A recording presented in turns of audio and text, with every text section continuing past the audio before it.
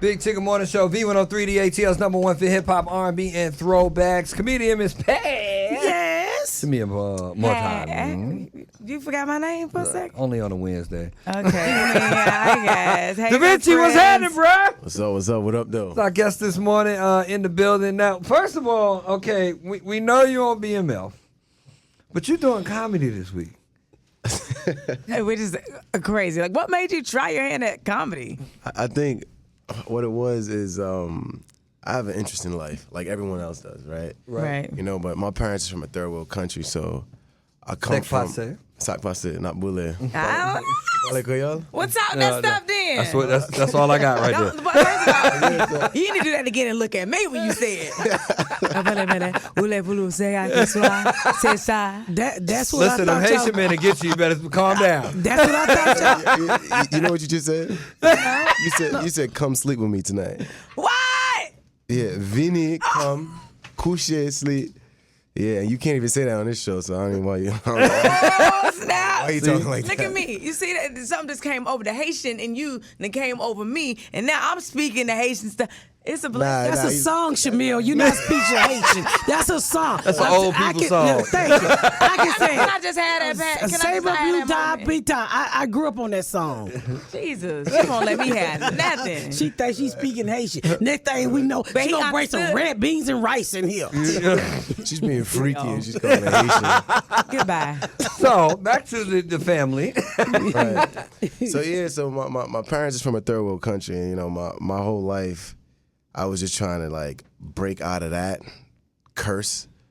I mean, some call it a blessing, but you know, it's really a curse, you know. But we broke out of that, and now, you know, I'm having first world problems, and I think coming on this side of life is just interesting, just to experience this. You know, I come from a world to where we eat to live, and in America, you guys just live to eat. You know what I'm saying? Like, you guys just have such a different perspective on life, and to me, I just find it funny. Wow. And the way I dealt with my struggle in life, you know what I'm saying? It's just me and my brothers, I'm the youngest, and we just would laugh at our pain. Wow. So, but I don't even really, and it's weird when people was like, yo, what, you doing comedy now? You're a comedian? Or, oh, you think you're a little funny? Or you trying, black people, you trying to do it? And I'm like, bro, oh my God. But like, to me, it's like, I'm just interacting with my fans in just a different way. Instead of it being an interview like this, I'm just talking with them, and if they laugh, they laugh, and if they cry with me, they cry with me. You know what I'm saying? But that's really what it is. But if they want to put a title on it and call it comedian, then yes, they do. Yes, they do. Right, acting is different from comedy. No, it's really the same thing, though. No, it's not. I do. Comedy is making me a better actor. No, I don't know nothing about that now, because somebody else wrote, with acting, somebody else wrote those lines. You just got to follow a line. With comedy, you got to come up with your own creativity, and you out there all by yourself. On a set, I get carried by all those great actors around me. Pat, I hear they have comedians have other people write their stuff too sometimes. Well, I mean, when you really personal, somebody can punch, like I have people to help me punch up, but I don't have people to write. So I would say comedy. I mean, I do both. It's totally different because you out there by yourself with this comedy. It sounds like thing. he's saying he's doing more storytelling, like he's just talking. It's and then comedy coming in all different forms. Yeah, he's more conversational. But it's still comedy. Yeah, do they laugh? No, it's still, yeah. Do they laugh? Within this comedy? No, do you get any laughter? That's an important part of it. I mean, I hope. So you just can't. If let me give you an example. If you just go on stage, Da Vinci, and run your mouth and nobody laugh, that ain't no comedy show. You just running your mouth. But do they laugh? Yeah. All right then. All right. So it's different. Right. But I feel like in stand up, right, the whole purpose of like it's all about how you deliver your lines, right? Just like in acting. It's all about how you deliver. Mm-hmm. So to me, I really find the two things so similar, but different strokes for different folks. We both view it different. Yeah. Well, do your thing. I mean, I can get a little bit more buck wild as a comedian. Yeah, I saw. You ain't seen it yet, bro. Da Vinci's hosting at the Atlanta Comedy Theater Saturday, April 15th. Doing this thing, working out, showing out, doing this thing. Your real name is Abraham. Where did Da Vinci come from? So Da Vinci is an adopted middle name. I guess really like I wasn't born with a middle name. None of us are. Like at the Yes, we I are. don't know why? No, my family. Oh, okay. Oh, okay. I forgot. I know kidding. I'm sorry. I forgot I ain't no kidding you. Yes, we are. I'm thinking people hated on your kids no middle name. I don't know why. Like none of it in my family, because in my extended family, like my cousin, he got a middle name, right? You know, but we wasn't born with that. So I was like, I'll adopt my own. And Da Vinci just came, I think, when I was like 16. Okay, it's sexy now. Whatever. And I was like, appreciate that. I was like, I feel like a Renaissance man. Like I think whatever I do in this world, like I'm always gonna have my hands in a lot of different things. Whether if I made it in the NBA or made it in the NFL or whatever the case may be. So I always felt like a Renaissance man. So, and I guess it's working now because with entertainment, right? I'm not just doing. I started off doing music, then I'm doing it, I'm doing that, I'm doing that. So, music, okay. Yeah. That's what's happening. Da Vinci's here again, Atlanta Comedy Theater, Saturday, April 15th. When we come back, we talking more about all of his diversities. Yes. And did Terry get shot or not? That's what the world want to know. We coming back with it. We gonna find out if Terry's alive or not when we get back. Da Vinci's, I guess, on the Big Ticket Morning Show on V103. Happy Wednesday, April 12th, going up to 77 degrees. Da Vinci is our guest this morning. You famously know him from BMF, but he's doing comedy this weekend at Atlanta Comedy Theater. Miss Pat is on his neck right now. No, I'm not. Real. Jesus. Da Vinci, how long you been doing comedy? I mean, honestly, I would probably say I think my whole life I've been making people laugh. Okay. But like seriously doing it, couple months. Okay. Early, for I you. mean, they got to start somewhere. Right. They And I sure say, do. hey, why not? Gotta get started But somewhere. I seen this one comedian. I'm not gonna call his name out, but he had a show, and I was just like, yo, if he can do this, surely ain't no way I can't. And I was just like, but at the end of the day, I felt like I'm not doing it to compete or compare myself, even though that did sound like that. But I'm just like, why not? I feel like I'm already walking on water. Like I come from a family and a country to where it's just like I already did the impossible. I'm walking on water. Why not just take a sip of it and just make other stuff out of it? You know what I'm saying? Like I already did the impossible. Yeah. So do you think that you'll do more comedic roles with your acting? Absolutely, but they just like so far Hollywood is just making me this athlete and not this killer. And then Well, you got to gain weight then. I mean, Terry's not a killer. I'm sorry. Terry is not a killer. He's not a killer. Please, let me not say that. So you battled a little bit with anxiety. I did as well with the birth of my second born, Shiloh. And some people subscribe to holistic routes, medication even.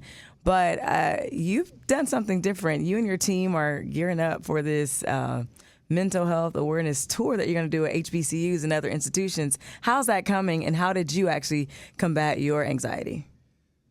Well, I think that's coming along because I realize it's like we all go through the same thing. Like as human beings, we're all having a human experience, and we all go through the same different type of emotions. And I remember when I was in college and when I was in high school, I remember I just needed hope. I needed someone to just come around and just that I looked up to just to give me hope. And sometimes hope is enough to just get you through this thing called life, And I realized like we're in a day and age to where I think mental health is just because we're becoming way more aware of it, but it's becoming such a problem because like with all this technology and social media, and nobody's really having human interactions. I think the cancer to that is our minds. Like we're overthinking. We don't know how to socialize anymore. Like that's right. We're constantly like with these phones and these devices. And the thing is like anything that any human being is currently doing at any moment, you're physically modifying your brain to become better at it. So like when you look at social media, looking at images that have nothing to do with the next, videos that have nothing to do with the next, like you're not only are you training yourself to have the attention span of a squirrel, but it's like you're seeing just things that's just it's not bringing any joy and happiness to you. Is that why squirrels get hit all the time?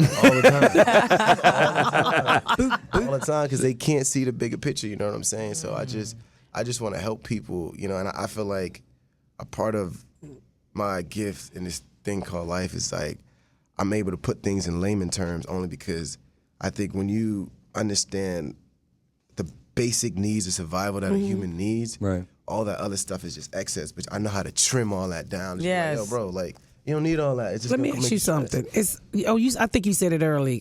So comedy is like a therapy for you. Do you feel like you healing, or do you feel like the audience is healing with you? I feel both. I feel both. I think it's a beautiful dance that I'm doing. My, Come on, dance.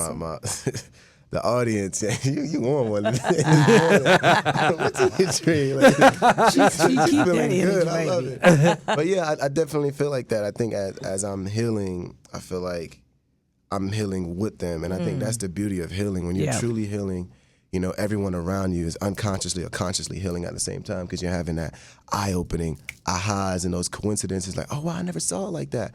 Or then they start realizing, I did not realize how similar I am to him. Yeah, you realize you're not the only person that grew up with that same style of Haiti. Yeah, absolutely. Yeah, because I grew up down the street and it was rough. Right. And I realized I ain't the only one missing a nip, a bitch. I had a bang. Well, only a couple of y'all. Da Vinci's our guest this morning with the Big Ticket Morning Show. Shut up, Tim. You know some women just like me. We only know you. Not nobody got a shot off. Da Vinci, you mentioned you felt like coming from where you came from, or the situation you came from, was a curse. Haiti's had its issues. Right. But you were born in Brooklyn. Right. My mother's side of the family's from Jamaica. So what I'm curious why you said you thought that was a curse.